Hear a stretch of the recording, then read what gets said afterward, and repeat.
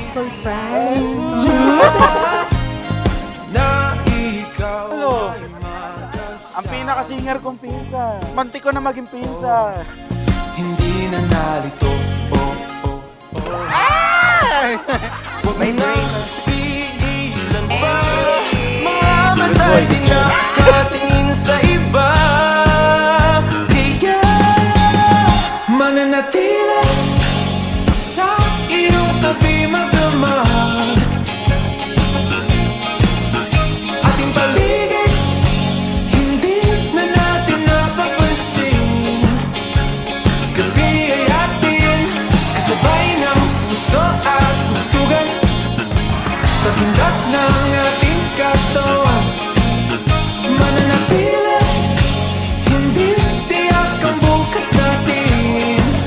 Ngunit itong gabi ay atin. Nabihag ng iyong tingin, liwanag sa dilim. Lahat ng ilaw ay nakatutok. Babe, congratulations. Ikakasal ka na sa akin. Here's my gift to you. Alam ko magugustuhan mo to. Yung best gift ko after ng wedding natin. I love you. Your Mrs. Wow, Mama Chup. Siya mananatili sa iyong tabi magdamag. Lukia! Eloisa, hindi na ako makapaghintay na maikasal sa iyo mamaya. Sana magustuhan mo ang aking regalo na kahit ako napasana all. I love you, babe! Ng ating katawan, mananatili, hindi tiyak ang bukas natin. Ngunit itong gabi ay atin. Babe, my safest place, my living reminder that God hears even the most silent prayers. Before I met you, I used to wonder, how will I meet the man I am meant to marry? I imagined little scenes, like dropping a book, bumping into someone, like I was waiting for a movie scene. Those tiny, almost silly thoughts stayed tucked in one corner of my heart. Pero si Lord, laging may mas magandang plot twist. Hindi pala sa dramatic na lugar, hindi sa romantic spot, kundi sa isang simpleng parking lot sa araw na hindi espesyal, pero doon pala niya sinulat ang unang linya ng love story natin. Hindi tiyak ang bukas natin. Ngunit itong gabi ay atin.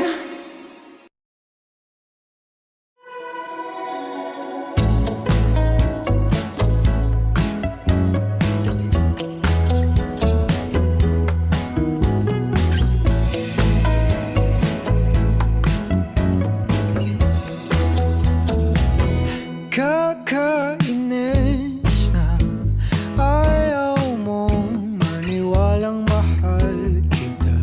Ano pa bang Babe, hindi ako perfectong tao. Nakakagawa ako ng mali. May mga ugali siguro ako na minsan nakakainis. Minsan marami ako nakakalimutan.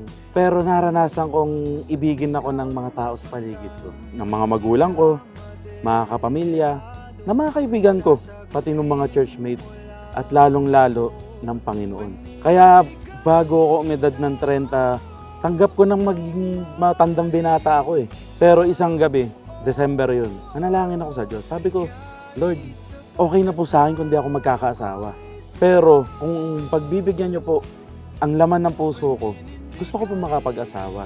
Sana po ipakita niyo sa akin kung inyong loloobin, makilala ko na siya bago man lamang po ako lumagpas ng 30. kahit ayaw nilang ako'y sa'yo, ikaw ingatan ko. Rod Quelly! Kakakilig ka sa tuwing malapit ka na sinta. Nawawala ang angas ko, pilit As I got to know you, I saw the exact qualities I wrote in my notebook years ago. The prayer requests I lifted to God, a good man, respectful, gentle, and a God-fearing one. Sa bawat araw na kasama kita, napagtanto ko na hindi pala ako nagkamali sa mga panalangin ko. Dahil lahat ng hiniling ko, nakita ko sa'yo. Naiyak na ako. I used to question the waiting before, but now I understand. God wasn't delaying my prayer, He was preparing my heart so I would recognize you when you arrived. Ano mong sabihin ng magulong Ikakasal ka na ngayon, tapat ka sa asawa mo, and respect each other. Saka isama ninyo ang Diyos sa inyong pagsasama. Iyon ang aking may papayo sa iyo para pagpalain kayo mag-asawa. Sasamahan ka kahit na napapalibutan ng mga problema sa hirap at ginhawa. Dadambayan kita sinda. Paninindigan. Matapos ang ilang buwan sa isang parking lot, sa isang school dito sa Taytay, may babaeng bumaba ng sasakyan. Nakasabay kong bumaba sa isang parking lot na yon. Tumigil ang mundo ko. Pagharap niya, alam ko na agad sa sarili ko, gusto kong maging asawa tong tao na to. Paninindigan kita. Paninindigan kita. Huwag kang mag-alala. Ako'y sigurado. Paninindigan kita. Mamahalin kita. Kahit sa Paano tayong inibig ng Diyos, iibigin kita bilang sagot sa aking dalangin, bilang aking asawa na aking aalagaan hanggang sa dulo ng aking buhay. Mahal na mahal kita. I love you.